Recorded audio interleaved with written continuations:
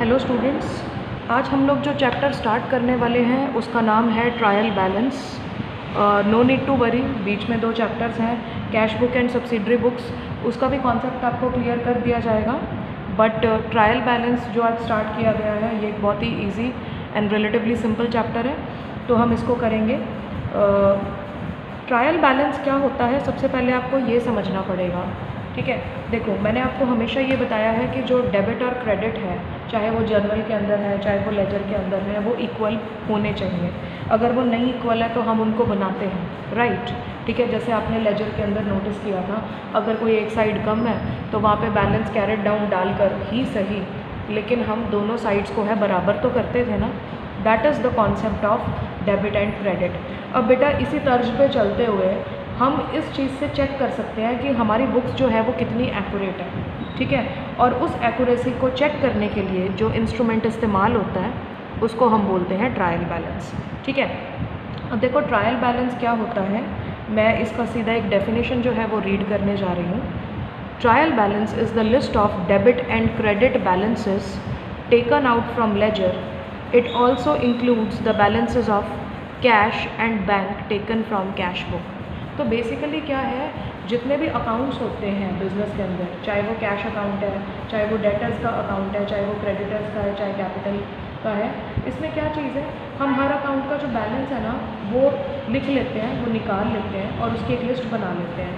जो debit balances हैं obviously आप उसको डेबिट साइड में डालोगे, और जो क्रेडिट बैलेंसेस हैं आप उसको क्रेडिट साइड में डालोगे।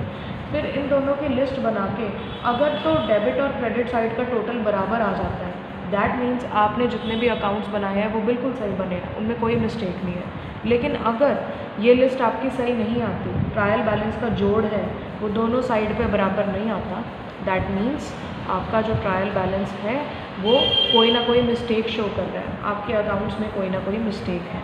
ठीक है, तो इस ट्रायल बैलेंस के फीचर्स क्या है, it is just a statement not an account. Account होने की क्या पहचान है इस सब्जेक्ट के अंदर, उसके ऊपर डेबिट और क्रेडिट का कोई ना कोई कुछ लिखा होगा। आप जर्नल में करके आते हो, उसके अंदर एक डेबिट अमाउंट का कॉलम होता है, एक क्रेडिट अमाउंट का, लेजर के अंदर भी डेबिट और क्रेडिट साइड होती है। ट्रायल बैलेंस जस्ट एक स्टेटमेंट है, इस पर आपको कोई डेबिट क्रेडिट नहीं मिलेगा। Then it's neither a part of double entry system not does it appear in the actual book of accounts. देखो डबल एंट्री सिस्टम क्या है बेटा, ये वो सिस्टम है, वो system of debit and credit है जिसके बेसिस पे आज पूरी दुनिया में अकाउंट्स मेंटेन किए जाते हैं। चलो अगर पूरी दुनिया को भी ना बोलें तो एटलीस्ट मैं इंडिया की तो गारंटी ले सकती हूँ कि इंडिया में हर जगह इसी सिस्टम के बेसिस पे अकाउंट्स जो हैं वो फॉलो किए जाते हैं। अच्छा ठीक है, अगर जो डबल एंट्री सिस्टम है वो बाकी सभी चीज़ों को लीगलाइज करता है कि हाँ भाई लीगली जर्नल भी बनना चाहिए, लेजर भी बनना चाहिए, सब्सिडरी बुक्स और बाकी सब चीज़ें यहाँ बननी चाहिए। लेकिन बेटा ट्रायल बैलेंस की जो नेसेसिटी है वो बिल्कुल भी नहीं है। ये क्या कहते हैं, ज़रूरी नहीं है, कंपलसरी नहीं है। ये आप अपनी सेटिस्फेक्शन के लिए बनाते हो, क्योंकि आपको भी चेक करना होता है फाइनल अकाउंट बनाने से पहले कि क्या हमारा जो अकाउंट्स अब तक हमने किया है, जर्नल बनाया है, लेजर बनाया है, सब्सिडरी बुक्स बनाई है, वो ढंग की बनी भी है कि नहीं। ठीक है, तो it is not a part of double entry system. कोई रूल या लॉ आपको ये नहीं बोलेगा कि आप ट्रायल बैलेंस बनाओ, आपने नहीं बनाया तो भी चल जाएगा।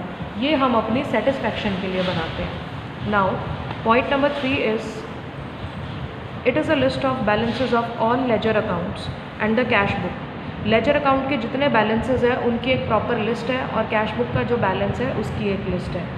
Then fourth is it can be prepared at any time during the accounting period. हाँ जी, बहुत लोगों को अकाउंटिंग पीरियड ही नहीं पता होगा, तो वो होता है बेटा 1 अप्रैल से लेके नेक्स्ट ईयर की 31 मार्च तक। ठीक है, तो ऐसा कुछ ज़रूरी नहीं है कि जब साल ख़त्म होगा आपने तभी ट्रायल बैलेंस बनाना है। आप चाहे हफ्ते की एंडिंग पे, महीने की एंडिंग पे, साल की एंडिंग पे, जब मर्जी जब चाहे बनाओ। Then it's always prepared on a particular date and not for a particular period. एक पर्टिकुलर डेट पे बनाएंगे, जैसे मान लो अगर आप बना रहे हो 31 अगस्त को, तो ट्रायल बैलेंस एज ऑन 31 अगस्त का मतलब है कि 31 अगस्त को जिस भी अकाउंट की जो भी सिचुएशन है वो इसमें रिकॉर्ड होगी।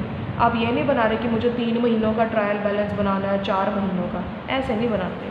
ठीक है, then it's prepared to check the arithmetical accuracy of ledger accounts. Arithmetical accuracy का मतलब होता है कि मैथमेटिकली वो सब चीज़ें कितनी सही है। ऑल राइट, जैसे हो सकता है कि आपके मैथ्स कैलकुलेशन में कुछ गड़बड़ हो गई हो, आपने जो सम ऑफ अमाउंट्स है वो गलत कर दिया है, जो प्लस या माइनस हो रहे हैं वो गलत कर दिया है, तो उस केस में अगर आपकी कहीं ना कहीं गलती हुई है तो वो ट्रायल बैलेंस में सामने आ जाएगी। ट्रायल बैलेंस उस गलती की वजह से मैच ही नहीं होगा, तो आपकी अरिथमेटिकल एक्यूरेसी यहाँ से पता लगती है। Then is the total of debit and credit amount columns of the trial balance must tally. Trial balance में दो कॉलम्स होते हैं, डेबिट और क्रेडिट कॉलम, दोनों ही टैली होने ज़रूरी है। अगर आपके दोनों कॉलम्स टैली नहीं हो रहे, that means there is some problem in your accounts. फिर आपको पिछला पूरा सारा कुछ चेक करके आना पड़ेगा कि आपने कहाँ गलती की है। Then is a tallied trial balance is not a conclusive proof of accuracy of accounts. देखो बेटा, ट्रायल बैलेंस बनाने से सिर्फ कैलकुलेशन के रिगार्डिंग जो मिस्टेक्स हैं वो पता लगती हैं हमें। इसका मतलब ये बिल्कुल भी नहीं है कि हमारा जो अकाउंट्स है वो बिल्कुल सही है। मान लो आपका ट्रायल बैलेंस मैच हो भी जाता है, नो डाउट, हो गया तो हो गया, हो भी जाता है, उसके बावजूद भी कुछ मिस्टेक्स जो है वो एग्जिस्ट कर सकती हैं। ये मिस्टेक्स क्या हो सकती हैं ये आपको आने वाले चैप्टर्स में पता चल जाएगा। ट्रायल बैलेंस याद रखना है, सिर्फ हमारी जो मैथमेटिकल कैलकुलेशन है उन्हीं को ही ठीक से करती हैं। ओके जी। Then is advantages and disadvantages upon of a trial balance. तो एडवांटेजेस और डिसएडवांटेजेस लगभग मैं आपके साथ डिस्कस कर चुकी हूँ, पॉइंट्स एक्सप्लेन करते करते ही। ऑब्जेक्टिव्स भी लगभग वही हैं कि हम लेजर पोस्टिंग्स को चेक कर सकते हैं, अपनी बुक्स की जो अरिथमेटिकल एक्यूरेसी है, जो मैथमेटिकल कैलकुलेशंस हैं, उनको बहुत ईजीली ठीक से जज कर सकते हैं। Then it facilitates the preparation of financial statements. देखो, फाइनेंशियल स्टेटमेंट्स बनाने से पहले आपकी जितनी गलतियां हैं वो बाहर आ जाएंगी, तो आपकी फाइनेंशियल स्टेटमेंट्स और अच्छे से बनेगी। ठीक है। Then is connecting link. ये जो ट्रायल बैलेंस है ये लेजर अकाउंट्स और फाइनेंशियल स्टेटमेंट्स के बीच में एक कनेक्टिंग लिंक का काम करता है। लेजर स्टेटमेंट्स ट्रायल बैलेंस से होकर गुजरते हैं ताकि जो ट्रायल बैलेंस है वहाँ पे उनकी एक्यूरेसी पता चल जाए, उसके बाद ही इन बैलेंसेस को फाइनेंशियल स्टेटमेंट तक जाने दिया जाता है। Then is it summarizes the data. देखो, आपको ट्रायल बैलेंस के जस्ट एक स्टेटमेंट के पढ़ने से ये पता चल जाएगा कि पूरे बिजनेस की सिचुएशन क्या चल रही है। आपको जो इतने बड़े बड़े अकाउंट्स हैं, बुक्स हैं और इतनी जो ज़्यादा पेजेस हैं, उनको बिल्कुल भी देखने की ज़रूरत नहीं है और उनको बिल्कुल भी ऐसे जजमेंट करने की, कैलकुलेट करने की ज़रूरत नहीं है। ठीक है। अब देखो, ये काम अकाउंटेंट का होता है, इतनी बड़ी बड़ी बुक्स या इतनी बड़ी बड़ी स्टेटमेंट्स का करना। ठीक है। लेकिन अगर आप किसी लेमैन से या किसी शेयर होल्डर को बुलाओ तो बेटा उसके पास इतना टाइम नहीं होगा, मैनेजमेंट के पास इतना टाइम नहीं है कि आपकी 10-15 बुक्स को पहले वो देखे फिर स्टडी करें। उनको तो क्विक सल्यूशन चाहिए होता है। तो कई बार क्या होता है, अकाउंटेंट्स ट्रायल बैलेंस दिखाकर ही, जो एक पेज का होता है, खाली एक ही स्टेटमेंट होती है, उसको दिखाकर ही पूरे बिजनेस की जानकारी दे देते हैं। Then is useful data for management. Management के लिए बहुत ज़्यादा यूज़फुल डाटा है, बिकॉज मैनेजमेंट को तो देखो इम्पॉर्टेंट इन्फॉर्मेशन चाहिए ब्रीफ के अंदर, और इससे ब्रीफ इन्फॉर्मेशन और कोई नहीं प्रोवाइड कर सकता। ट्रायल बैलेंस आपके सारे जर्नल, लेजर, सब्सिडरी बुक्स की जो इतनी सारी इन्फॉर्मेशन है उसको एक पेज के अंदर ही समराइज़ कर देता है। ठीक है। फिर इसकी लिमिटेशंस दी हुई है। लिमिटेशंस बेटा वही है जो मैंने आपको बताया था। देखो, इप्सो डिफैक्टो का मतलब होता है कि एडवांटेजेस होने के बाद भी या एक एग्रीड ट्रायल बैलेंस होने के बाद भी आप श्योर नहीं हो कि आपके अकाउंट्स के अंदर मिस्टेक्स हैं।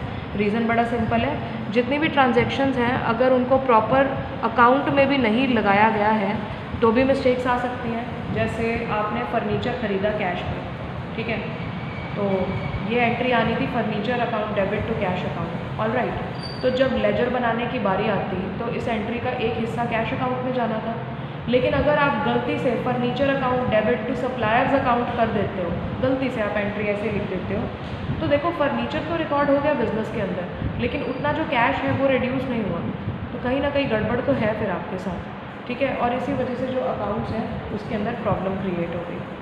Then is all transactions have been recorded and nothing have been omitted. कई बार देखो एक अगर ट्रांजेक्शन रह भी जाए तो देखो उसका जो डेबिट और क्रेडिट एस्पेक्ट है वो दोनों ही नहीं आएंगे अकाउंट्स के अंदर। दैट मीन्स ट्रायल बैलेंस तो फिर भी मैच हो जाएगा।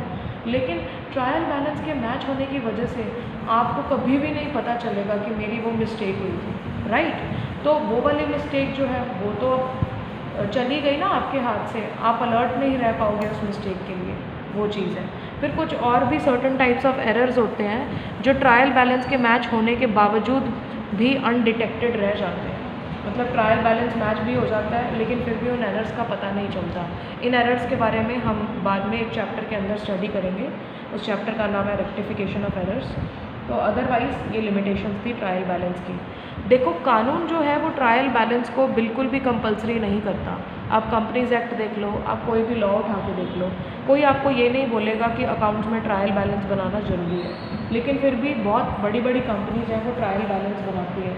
आप रिलायंस के फाइनल अकाउंट्स खोल के देख लो, अंबानीज़ के, टाटाज़ के, सबके खोल के देख लो आप अकाउंट्स, आपको उधर ट्रायल बैलेंस ज़रूर मिलेगा। अब इन्हें बनाने की क्या ज़रूरत पड़ी है? इट इज़ बिकॉज किसी भी इंफॉर्मेशन यूज़र को सबसे ब्रीफ में इंफॉर्मेशन देने के लिए ट्रायल बैलेंस ही काम आता है।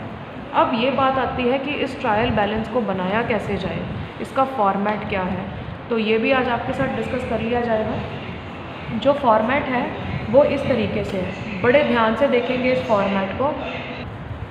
Okay, so format of trial balances, देखो आपको 5 कॉलम्स बनाने हैं। इनके ऊपर आपको लिखना है trial balance of Sushil Kumar. यहाँ पे एक एग्जांपल लिया गया है। मान लो आप ABC लिमिटेड का बनाते हो तो trial balance of ABC limited as on 31 March 2015, मतलब आप जिस भी डेट को बना रहे हो वो डेट आ जाएगी। सीरियल नंबर 1 2 3 4 लिखोगे जो आप। लेजर अकाउंट्स, जिन लेजर अकाउंट्स के बारे में लिखोगे LF। बेटा ये जो कॉलम है मोस्ट इम्पॉर्टेंट है, बेशक चाहे इसमें कुछ ना भी आता हो आपको लिखना ज़रूर है because it's most important. Okay, then debit balance, अगर किसी अकाउंट का डेबिट बैलेंस है तो वो इस कॉलम में आ जाएगा, अगर किसी अकाउंट का क्रेडिट बैलेंस है तो वो इस कॉलम में आ जाएगा। फिर जब ये लास्ट में आप पूरा ट्रायल बैलेंस लिख लेंगे तो टोटल करके जो डेबिट और क्रेडिट साइड है उनका टोटल इस तरीके से लाइन लगा के लिखना होता है। ठीक है, बात समझ में आई? तो ये है ट्रायल बैलेंस की प्रिपरेशन। ठीक है, मतलब ये ट्रायल बैलेंस का फॉर्मेट है। फिर चेक लिस्ट है डेबिट और क्रेडिट बैलेंसेस की, ये इस तरीके से आप देख लीजिए, डेबिट बैलेंसेस और क्रेडिट बैलेंसेस।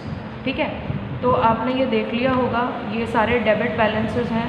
देखो बेटा, मैं इनका आपको एक टोटल क्रक्स बताती हूँ। ट्रायल बैलेंस के क्वेश्चन को करने में कोई दिक्कत नहीं है, जस्ट आपको एक ही बात का ध्यान रखना है, पहचान करनी होती है कि कौन से अकाउंट का बैलेंस डेबिट रहेगा, कौन से का क्रेडिट। ठीक है, तो यहाँ के लिए मैं आपको कुछ इम्पॉर्टेंट चीज़ें हैं वो बताना चाहती हूँ।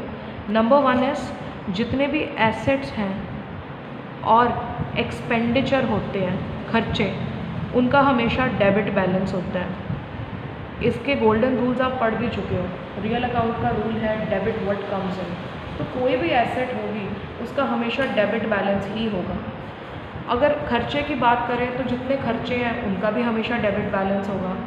यहीं अगर आप बात करोगे जितनी भी कैपिटल है या जितना भी लायबिलिटीज़ हैं या जितनी भी इनकम्स हैं, तो बेटा इन सब का हमेशा क्या होगा, एक क्रेडिट बैलेंस होगा। ठीक है, आप इस टोटल लिस्ट को जारी रख सकते हैं एंड बहुत अच्छे से इसको रीड कर सकते हैं। ठीक है, देखो बेटा ये जितनी भी लिस्ट आपको दी गई है ना, जनरली इन्हीं शब्दों में से ट्रायल बैलेंस के अंदर क्वेश्चन फॉर्मेट है, क्वेश्चन लाइन है, वो बनकर आती है। ठीक है, तो आप इसको याद कर सकते हैं, देख सकते हैं, आपको पढ़ लेने से भी अंदाज़ा हो जाएगा कौन सा डेबिट होता है, कौन सा क्रेडिट होता है। Now we are coming on the methods of preparing trial balance. ठीक है बेटा, हमेशा आपको याद रखना है कि ट्रायल बैलेंस प्रिपेयर करने से पहले आपके पास जर्नल और लेजर बना हुआ ज़रूरी होना चाहिए। नॉर्मली ट्रायल बैलेंस का क्वेश्चन ऐसा आता नहीं है, आपको जो कुछ अकाउंट्स के बैलेंसेस हैं वो दिए होते हैं, आपको जस्ट फॉर्मेट के अकॉर्डिंग अरेंज करने हैं। लेकिन मान लो कभी आपको क्वेश्चन आ जाए, कुछ जर्नल एंट्रीज दी हुई हैं जिनसे आपको जर्नल, लेजर, ट्रायल बैलेंस बनाना है, तो जब तक आपका जर्नल और लेजर नहीं रेडी होगा ना, आपका ट्रायल बैलेंस भी नहीं बनेगा। ठीक है, तो methods of preparing trial balance 3 types के होते हैं, वो है टोटल्स मेथड, बैलेंसेस मेथड और कंपाउंड मेथड। ठीक है जी, लेकिन हमारे सिलेबस में सिर्फ बैलेंसिंग मेथड है या बैलेंस मेथड है। याद रखना है आपको स्टूडेंट्स, मेथड्स तो 3 होते हैं लेकिन हमारे सिलेबस में खाली बैलेंस मेथड है, तो इसीलिए हम बैलेंस मेथड को ही करेंगे। ठीक है जी। इसके लिए मैं आपको जो इलस्ट्रेशन नंबर 1 है वो समझाने जा रही हूँ। प्लीज़ आप अपनी बुक्स अपने साथ रखेंगे एंड जो आपकी इलस्ट्रेशन है उसको ध्यान से देखेंगे, बिकॉज समटाइम्स द वीडियो में बी ऑफ पुअर क्वालिटी। तो मेरी आवाज़ को ध्यान से सुनते हुए इलस्ट्रेशन नंबर 1। हाँ जी। Journalise the following transactions and post them into ledger and prepare trial balance. बेटा ये टोटल्स मेथड से लिखा हुआ है, लेकिन इससे अगले इलस्ट्रेशन में इसी सेम क्वेश्चन को बैलेंस मेथड में कन्वर्ट किया हुआ है। मैं आपको बैलेंस मेथड से सिखाऊंगी। जर्नल और लेजर बनाना आप लोगों को ऑलरेडी आता है, हम सिर्फ डिस्कस करेंगे। Rahul commenced business with cash 72,000, तो इसका solution cash account debit to Rahul's capital account. ठीक है, ये हो गया। Then is bank account debit, sorry the transaction is deposited into bank. जब भी आप बैंक में पैसा जमा करवाते हो तो आंसर तो यही आएगा, bank account debit to cash account, तो वही चीज़ आपको लिखनी है 19,000। Then third is bought furniture for office use. आपने फर्नीचर खरीदा है ऑफिस यूज़ के लिए, तो एसेट बढ़ गई है, फर्नीचर अकाउंट डेबिट हो जाएगा, furniture account debit to cash account. मैं आपको सिंपली ये डिस्कस करके दे रही हूँ, आप साथ साथ जो सॉल्यूशन के अंदर है वहाँ पर देख सकते हैं। Then is drew from bank for office use. ठीक है, आपने ऑफिस यूज़ के लिए बैंक से जो है पैसा बाहर निकाला है, तो जब आप ऑफिस यूज़ के लिए निकालते हैं तो कैश अकाउंट, कैश ही बिजनेस के अंदर आ रहा है, cash account debit to bank account. ठीक है, फिर उसके बाद purchased goods for cash, purchase किए हैं गुड्स कैश में, तो purchase account debit to cash account. Then is bought goods of Harish, आपने हरीश से गुड्स खरीदे हैं, तो purchase account debit to Harish. Paid trade expenses, trade expenses account debit to cash.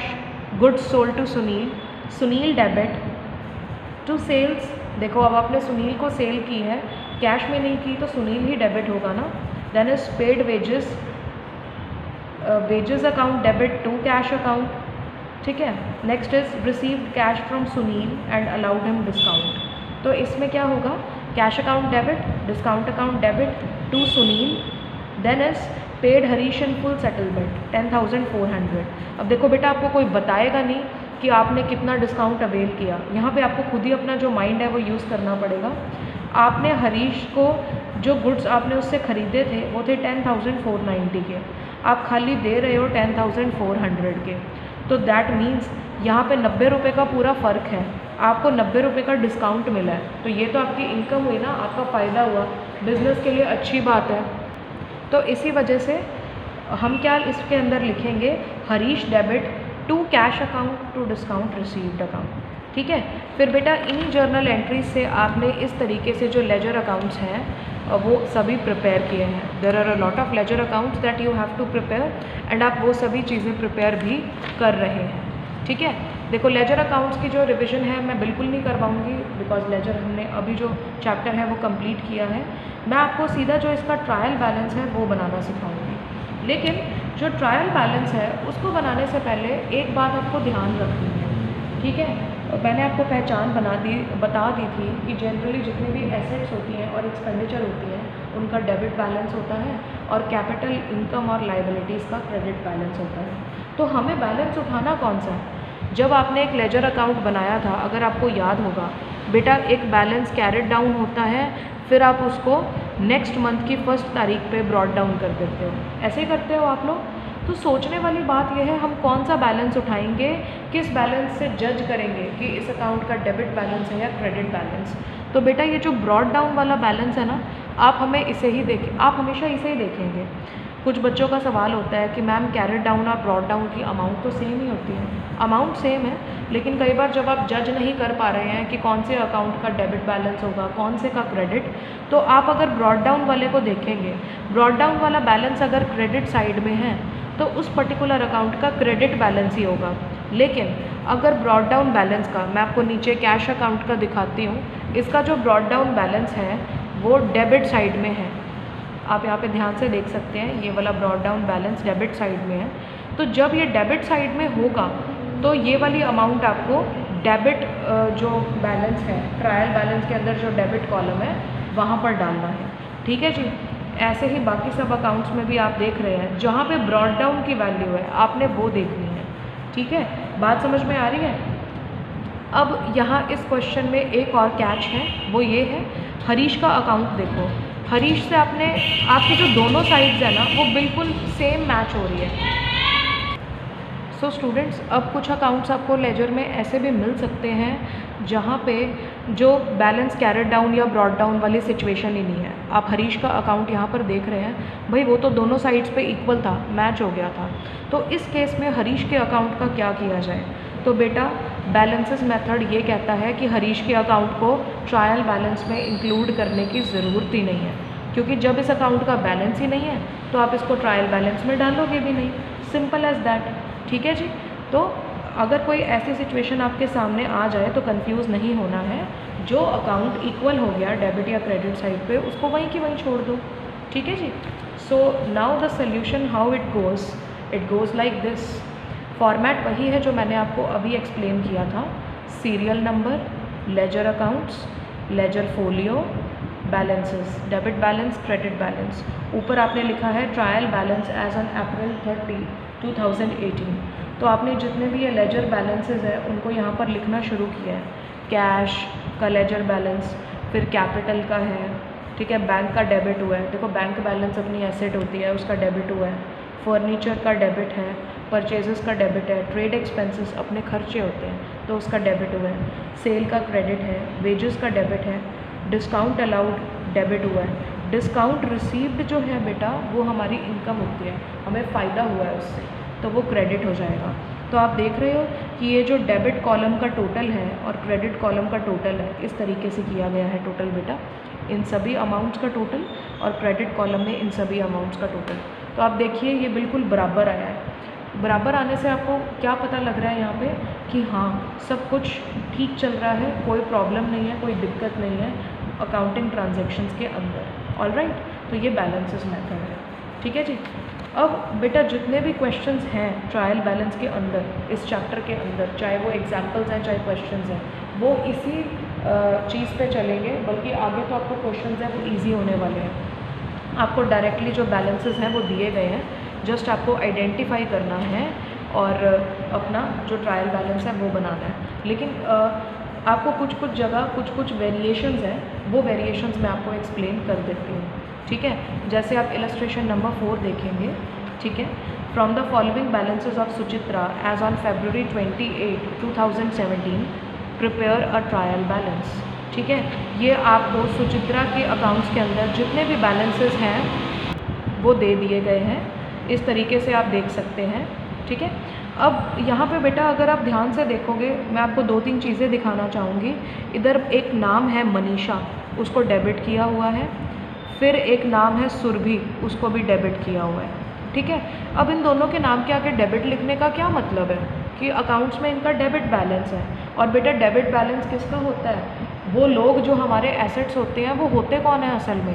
वो हमारे डेटर्स होते हैं, मतलब उधारिये होते हैं, जिन्हें हमने कुछ उधार पे दिया है, क्योंकि अब उनसे पैसा वापस आने वाला है, इसलिए वो हमारी एसेट्स हैं। ठीक है, ऐसे ही अगर आप माया, पायल और ताहिरा के नेम्स के आगे देखेंगे तो क्रेडिट लिखा हुआ है। ठीक है, तो ये जो क्रेडिट बैलेंस है, किसी भी पर्सन के नेम के आगे क्रेडिट लिखे होने का क्या मतलब है कि वो हमारी लाइबिलिटीज़ है, यानी कि वो हमारा क्रेडिट बैलेंस है। ऑलराइट, ठीक है, तो ये क्रेडिट बैलेंस के अकॉर्डिंग बनेगा। अब यहाँ पे 2 बातें हो सकती है, आपके पास 2 ऑप्शंस हैं। या तो आप जो मनीषा और सुरभि है दोनों को आप उनके नेम्स को लिख के डेबिट कर दो। मनीषा का डेबिट में डाल दो, मनीषा है उसको डेबिट करोगे तो वो डेबिट बैलेंस आएगा। ठीक है, और अगर आप सुरभि को देखेंगे तो उसका भी डेबिट बैलेंस आएगा। या तो आप ऐसे कर सकते हो, या फिर बेटा एक चीज़ बनानी होती है, वो है schedule of sundry debtors and creditors. तो उस स्केड्यूल को आप बना सकते हैं। स्केड्यूल कोई मुश्किल नहीं है, बस आपने एक लिस्ट बनानी है जिसके अंदर डेटर का नाम और उसकी अमाउंट लिखनी है। उनको टोटल कर दोगे तो आपको टोटल डेटर्स मिल जाएंगे। आप इनको अलग अलग डेबिट कर देते तो भी कुछ नहीं होता, लेकिन अगर आप इनकी लिस्ट बना के टोटल अमाउंट निकाल लोगे तो ये अमाउंट एक ही बारी में डेटर्स के नाम से ट्रायल बैलेंस में चली जाएगी। ठीक है, यहाँ पे आपने जो नेम्स देखे हैं क्रेडिट बैलेंस के, तो आपको क्या करना है, यहाँ पर जितने भी क्रेडिट बैलेंस वाले नेम्स थे उनकी अमाउंट लिखी और आपने उनका टोटल कर दिया। ये क्रेडिटर्स का स्केड्यूल बन गया और इसको क्रेडिटर्स के नाम से आप ट्रायल बैलेंस के जो क्रेडिट साइड है वहाँ पर, मतलब जो क्रेडिट वाला कॉलम है वहाँ पर लिख सकते हैं। मैं आपको ये चीज़ दिखा देती हूँ इस तरीके से जो लिखा हुआ है।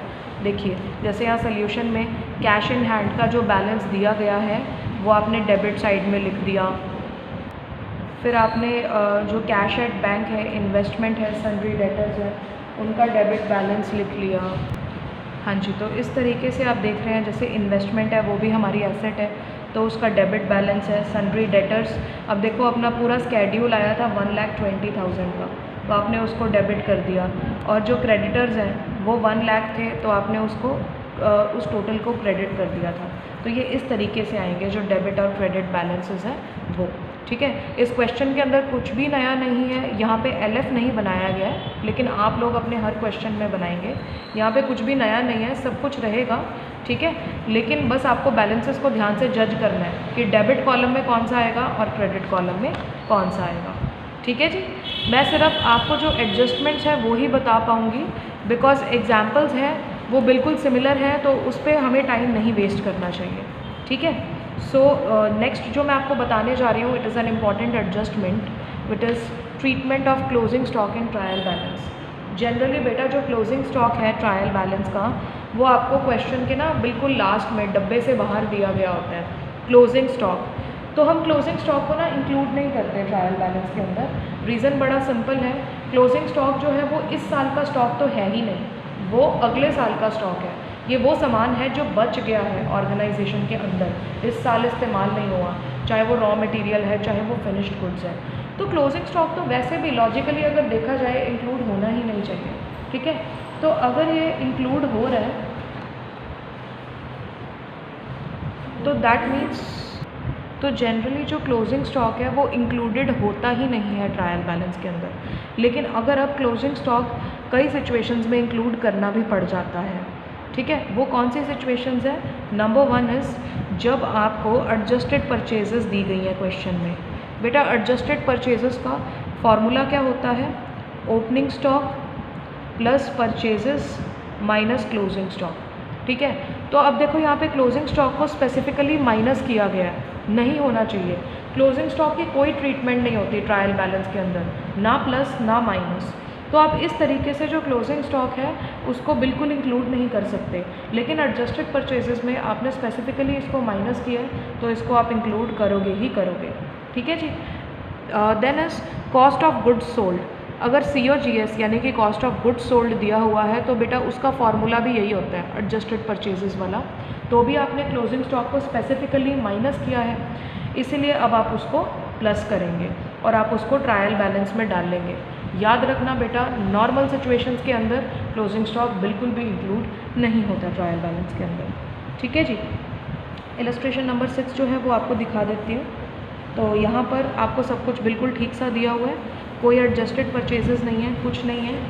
एंड आपको जो क्वेश्चन है वो बिल्कुल नॉर्मल के अकॉर्डिंग दिया हुआ है। तो बेटा आप यहाँ जो क्लोजिंग स्टॉक है उसको बिल्कुल भी इंक्लूड नहीं करेंगे। देखिए इस इलस्ट्रेशन के एंडिंग में एक नोट लिखा हुआ है, closing stock will not be shown in trial balance because it has not been adjusted. आपको सिंपल परचेजेस दी गई थी, कोई एडजस्टेड परचेजेस तो दी नहीं गई थी, तो इसीलिए आप क्लोजिंग स्टॉक को इंक्लूड ही नहीं करोगे। ठीक है, फिर उसके बाद आता है ट्रीटमेंट ऑफ COGS या एडजस्टेड परचेजेस। जो चीज़ मैंने आपको अभी बताई लगभग उसी से रिलेटेड है। अभी तो मैंने आपको ये बताया कि जब COGS या एडजस्टेड परचेजेस दिया होगा तो आप क्लोजिंग स्टॉक को इंक्लूड करोगे, लेकिन मैंने अभी आपको उसका फॉर्मूला बताया था, opening stock plus purchases minus closing stock, right? यही होता है फॉर्मूला। तो बेटा आपने ओपनिंग स्टॉक और परचेजेस जो है वो ऑलरेडी एडजस्टेड परचेजेस के अंदर इंक्लूड कर लिया, तो उनको अलग से इंक्लूड करने की ज़रूरत ही नहीं है। मान लो क्वेश्चन के अंदर एडजस्टेड परचेजेस भी लिखा हुआ है और खाली परचेजेस और ओपनिंग स्टॉक भी लिखा हुआ है, तो ऐसे केस में आप परचेजेस और ओपनिंग स्टॉक आप इस इलस्ट्रेशन को स्टडी कर सकते हैं और आपको कोई भी ऐसी क्वेश्चन की मतलब एग्जांपल आ जाती है जहाँ पे आपको एडजस्टेड परचेजेस दिया हुआ है, साथ में उसी क्वेश्चन के अंदर परचेजेस और क्लोजिंग स्टॉक भी दिया हुआ है, तो फिर क्लोजिंग स्टॉक ओपनिंग स्टॉक भी दिया हुआ है, तो बेटा ओपनिंग स्टॉक और परचेज को दोबारा इंक्लूड करने की ज़रूरत नहीं है क्योंकि वो एडजस्टेड परचेजेस में ऑलरेडी आ चुके हैं। हाँ, क्लोजिंग स्टॉक को अलग से इंक्लूड करने की ज़रूरत है आपको, ठीक है। इस एग्जाम्पल को आप स्टडी करके बहुत ईजीली इस चीज़ का पता लगा सकते हैं। Then is correction of an incorrect trial balance. एक इनकरेक्ट ट्रायल बैलेंस को कैसे करेक्ट किया जाए। हाँ जी, कई बार आपको क्वेश्चन में ना गलत ट्रायल बैलेंस दे देते हैं, आपको उसको सही करके लिखना होता है, ठीक है। गलत की पहचान है, उसका टोटल हो सकता है मैच कर रहा हो, लेकिन चीज़ें जो है इधर उधर होंगी, डेबिट वाली क्रेडिट में होंगी, क्रेडिट वाली डेबिट में होंगी, तो आपको उस चीज़ को देख के क्वेश्चन को और बहुत डीपली स्टडी करके उसको सही करना है। इलस्ट्रेशन नंबर 8 में यही पता लग रहा है, ठीक है। The following trial balance was extracted from the books of K Kaul on 31st March when his stock and trade was valued at 2,25,000. Do you think it is correct? If not, rewrite in its correct form. ठीक है, देखिए capital का credit balance है, opening stock का debit है, purchases and sales, ठीक है बेटा। रिटर्न इनवर्ड्स होती है सेल रिटर्न, सेल रिटर्न हमारा नुकसान होती है, एक्सपेंस होती है, तो ये डेबिट बैलेंस होना चाहिए, लेकिन इसको क्रेडिट में डाला हुआ है, तो ये चीज़ गलत है, तो एक मिस्टेक तो पकड़ी गई। फिर रिटर्न आउटवर्ड्स परचेज रिटर्न, ये हमारा फ़ायदा होती है क्योंकि अब हमें परचेजेस के पैसे नहीं देने पड़ेंगे, लेकिन इसको क्रेडिट नहीं किया हुआ, डेबिट किया हुआ है, तो इसको भी गलत कहेंगे। Discount receive credit, discount allowed क्यों क्रेडिट हुआ है, उसको तो डेबिट करना है, तो ये भी गलत दिया हुआ है। मोटर वैन, चलो वो आपकी एसेट है, डेबिट होगी। कैरियज आपका खर्चा है, फिर उसको क्यों क्रेडिट किया हुआ है, तो ये भी गलत है, ठीक है। मैं गलतियाँ साथ साथ मार्क कर रही हूँ। रेंट एंड रेट्स, ठीक है, वो हमारे एक्सपेंस है, debit. Sundry debtors debit, sundry creditors credit, ठीक है। फिर उसके बाद cash in hand debit. Bank overdraft, बेटा ये हमारी लाइबिलिटी होती है, बैंक वालों का जो कर्जा हमने चुकाना है, तो लाइबिलिटीज़ तो क्रेडिट होती हैं, फिर उसको क्यों डेबिट किया हुआ है। सोल्यूशन में बेटा जो जो चीज़ें मैंने गलत पॉइंट आउट की है ना, उन्हीं को सही किया गया है, आप बड़े ध्यान से और बहुत अच्छे से देख सकते हैं। जब आप इस चीज़ को करेक्शन कर लोगे तो जो असली टोटल है, बेशक वो क्वेश्चन के टोटल से मैच ही करता हो बेशक, बट स्टिल आपका आंसर सही आ जाएगा। तो कई बार क्वेश्चन में आपको गलत ट्रायल बैलेंस दे देते हैं, आपको उन चीज़ों को बड़े ध्यान से देखते हुए सही करना होता है। Then our last topic is treatment of provisions, reserves and funds, ठीक है। प्रोविजंस, रिजर्व्स एंड फंड्स क्या होते हैं, ये मैंने आपको पहले भी बताया था। जो प्रोविजंस, रिजर्व्स और फंड्स हैं, ये वो सरप्लस अमाउंट्स हैं जो हम प्रॉफिट्स में से निकाल लेते हैं ताकि इसको फ्यूचर में इस्तेमाल कर सकें। और मैंने आपको ये भी बताया था कि जितने भी प्रोविजंस, रिजर्व्स एंड फंड्स होते हैं उनका हमेशा क्रेडिट बैलेंस होता है। तो जब भी आपको किसी भी प्रकार का प्रोविजन या रिजर्व या फंड क्वेश्चन के अंदर आ जाए तो आप उसको क्रेडिट साइड के अंदर ही इंक्लूड करेंगे, अदरवाइज़ इस टॉपिक के अंदर से कुछ नया नहीं है। ट्रायल बैलेंस वही बनाना है, फॉर्मेट वही बनाना है, जस्ट आपको ये बताया गया है कि अगर इन क्वेश्चंस के अंदर, जैसे इस इलस्ट्रेशन के अंदर पहली heading he provision for discount on debtors है, अब ये प्रोविज़न है तो प्रोविज़न का हमेशा क्रेडिट बैलेंस होता है, इसीलिए आप इसको क्रेडिट साइड में इंक्लूड करेंगे। जैसे आप यहाँ देख रहे हैं प्रोविज़न को क्रेडिट साइड में डाला गया है, ठीक है। तो इस तरीके से आपको जो हर चीज़ है वो देखनी है, ठीक है। तो यहाँ पे आपके जो डिफरेंट ट्रायल बैलेंस के टॉपिक्स थे वो ख़त्म हो गए, छोटे छोटे टॉपिक्स थे। अब एक चीज़ आ जाती है, preparation of trial balance and obvious account head missing. बेटा अब एक ऑब्वियस अकाउंट हेड अगर मिसिंग हो क्वेश्चन में, ऑब्वियस जो चीज़ होनी ही चाहिए लेकिन आपको क्वेश्चन में दिख नहीं रही, तो वो चीज़ आपको मिलेगी कैसे। आपको वो चीज़ ऐसे मिलेगी कि आप रिमेनिंग जितनी भी चीज़ें हैं उनसे ट्रायल बैलेंस बनाएंगे। ऑब्वियस सी बात है, आपका जो डेबिट और क्रेडिट बैलेंस है वो बराबर नहीं आएगा, तो बेटा जिस भी साइड का टोटल बड़ा आ रहा है उसको छोटी साइड में से माइनस करोगे और वो ही उस चीज़ का आंसर हो जाएगा। जैसे मैं आपको ये इलस्ट्रेशन नंबर 10 दिखाती हूँ, इसमें क्या क्या है, cash, sundry debtors, salaries, capital, sale, freight, discount earned, furniture, carriage inwards, sundry creditors, drawings, return outwards, bank, machinery, discount allowed. अच्छा मेरी एक बात सुनना, यहाँ पे आपको सेल दी गई है, बिज़नेस में सेल कब होगी, जब परचेजेस होंगी, जब आप सामान खरीदेंगे, लेकिन क्या आपको इस पूरे क्वेश्चन में परचेजेस नज़र आई, नहीं, परचेजेस नहीं है। अरे बड़ी ऑब्वियस सी बात है, कोई भी बिज़नेस परचेजिंग के बिना सर्वाइव ही नहीं कर सकता, वो कुछ ना कुछ तो खरीदेगा ही। तो अब परचेजेस नहीं है तो उसको निकालें कैसे, कैसे कैलकुलेट करें? तो बेटा आपके पास जितनी रिमेनिंग चीज़ें दी गई हैं आप उनका टोटल लिखेंगे। आपने लिखा टोटल, ठीक है। देखो बेटा लास्ट में क्या होगा, जो आपका डेबिट साइड का टोटल है वो आएगा छोटा और क्रेडिट साइड का टोटल आएगा बड़ा।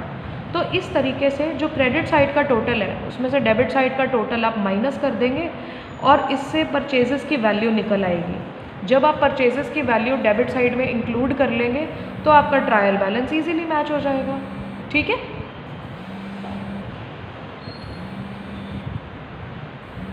तो इस तरीके से आप अपने क्वेश्चन को जो है वो सॉल्व करेंगे।